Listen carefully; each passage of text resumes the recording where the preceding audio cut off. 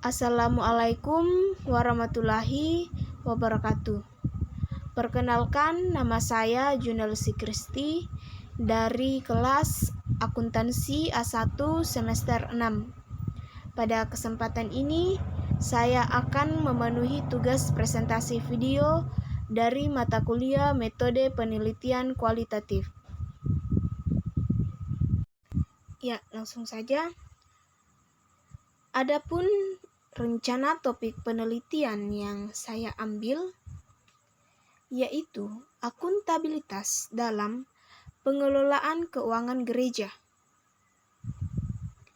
Nah, mengapa saya memilih mengangkat topik ini? Karena menurut saya topik ini sangat menarik untuk dikaji. Akuntabilitas merupakan salah satu dari prinsip dalam tata kelola perusahaan yang baik atau biasa disebut dengan good corporate governance,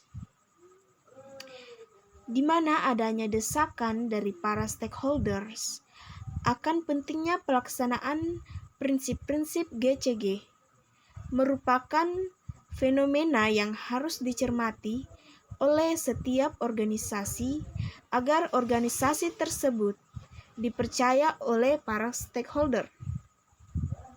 Nah, seluruh organisasi dituntut untuk memiliki akuntabilitas dalam menjalankan operasinya. Tidak hanya organisasi yang berorientasi laba, tetapi organisasi non-profit seperti gereja juga dituntut untuk beroperasi dengan akuntabilitas yang tinggi. Salah satu bentuk akuntabilitas organisasi non-profit kepada para stakeholder adalah dengan mengeluarkan laporan keuangan.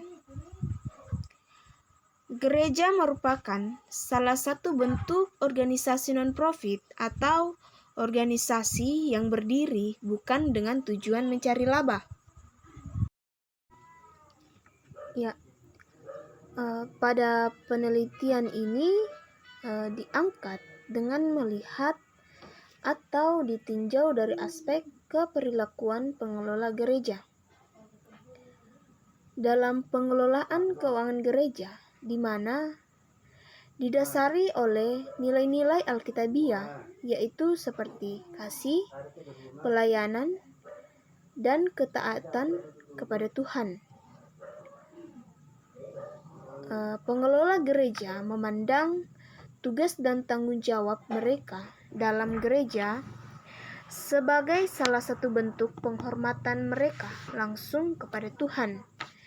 Ya, di mana hal ini dapat menjadi motivasi dalam pengelola gereja untuk selalu akuntabel dalam melaksanakan pengelolaan keuangan.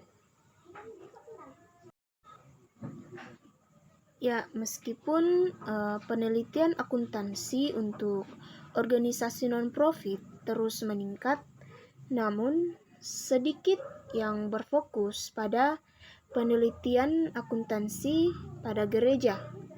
Padahal gereja merupakan organisasi non-profit yang menyerap dana dalam jumlah yang besar.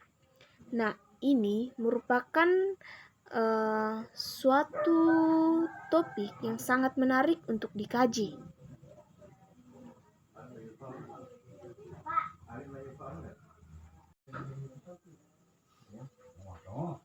Pengelolaan keuangan gereja umumnya bersifat tradisional, tertutup, tersentralisasi pada pimpinan.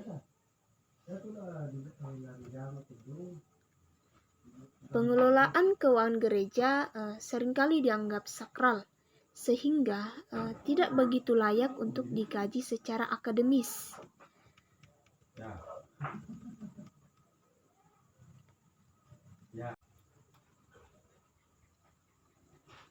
Akuntabilitas dalam gereja terdapat dalam proses pencatatan, pelaporan, dan pengevaluasian keuangan gereja.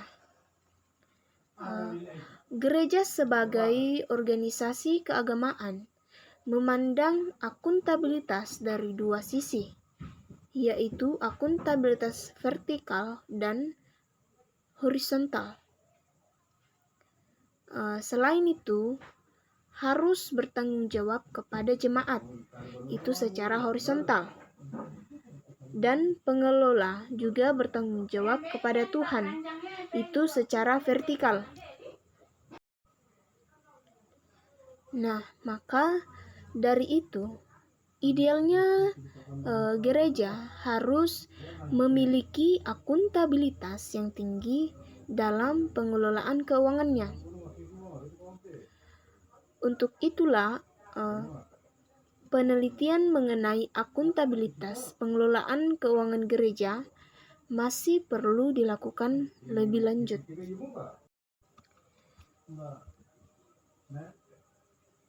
Untuk itulah sangat menarik untuk melihat bagaimana aspek keperilakuan pengelola dalam memegang peran akuntabilitas keuangan gereja, mengingat akuntabilitas merupakan suatu keharusan, khususnya bagi organisasi non-profit, mengingat uang yang dimiliki organisasi non-profit, khususnya gereja, merupakan amanah yang diberikan oleh para jemaat, baik itu dalam bentuk persepuluhan maupun persembahan.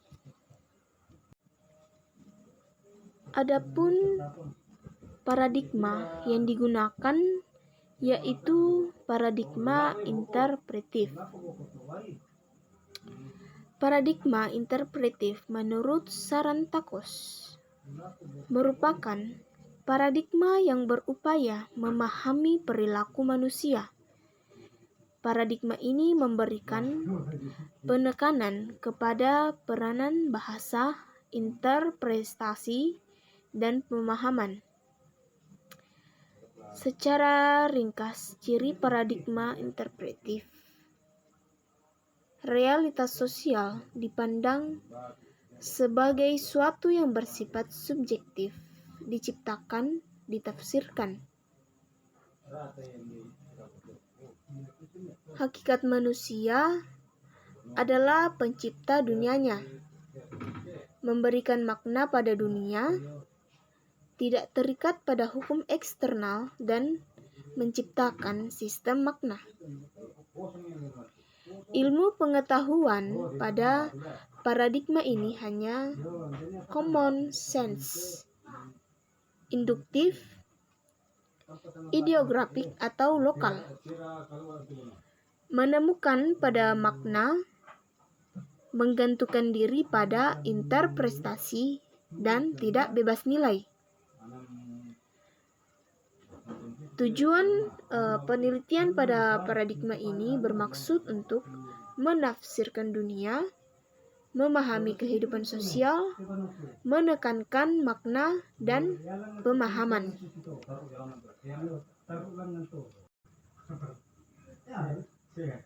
Adapun metodologi yang digunakan yaitu fenomenologi. Fenomenologi digunakan dalam penelitian ini karena merupakan pendekatan yang paling sering digunakan dalam penelitian dan berpusat pada pemaknaan terhadap individual dalam memahami konteks tersebut.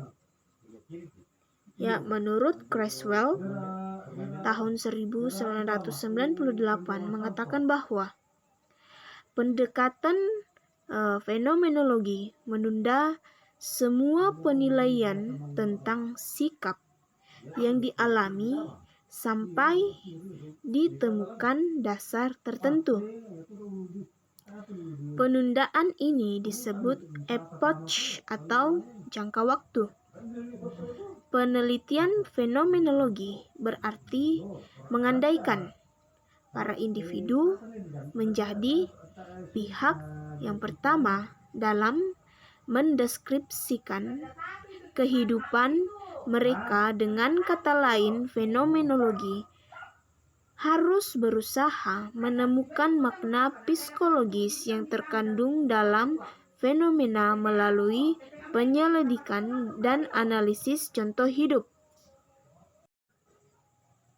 Ya, kaum fenomenologi memandang tingkah laku adalah apa yang mereka katakan dan perbuat, merupakan hasil dari berbagai penafsiran atau pemahaman tentang dunianya,